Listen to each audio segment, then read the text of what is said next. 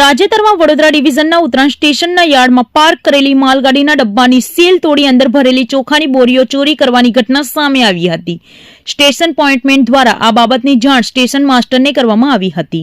તપાસ દરમિયાન ઘટના સ્થળથી આશરે 20 ફૂટ દૂર ઝાડીઓમાંથી 625 કિલો વજનની 13 બોરી ચોખા મળી આવ્યા હતા. જે રીતે ચોરાયેલો સમગ્ર માલ ઝડપી લેવામાં આવ્યો હતો. પશ્ચિમ રેલવેના વડોદરા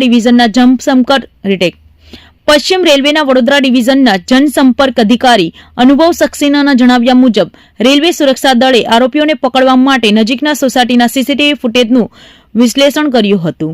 સીસીટીવીના આધારે ગુનેગારોની ઓળખ કરીને અંકલેશ્વર સ્ટેશન પર તૈનાત આરપીએફ ઇન્સ્પેક્ટર અને ક્રાઇમ બ્રાન્ચની ટીમે ગુપ્ત તપાસ હાથ ધરી હતી. 18 જાન્યુઆરી 2026ના રોજ એક આરોપીની ધરપકડ કરવામાં આવી હતી, જેની ઓળખ 23 વર્ષીય મહેશ તરીકે થઈ હતી, જે સુરતમાં મજૂરી કરતો હતો અને મૂળ સુરેન્દ્રનગરનો રહેવાસી હોવાનું સામે આવ્યું હતું.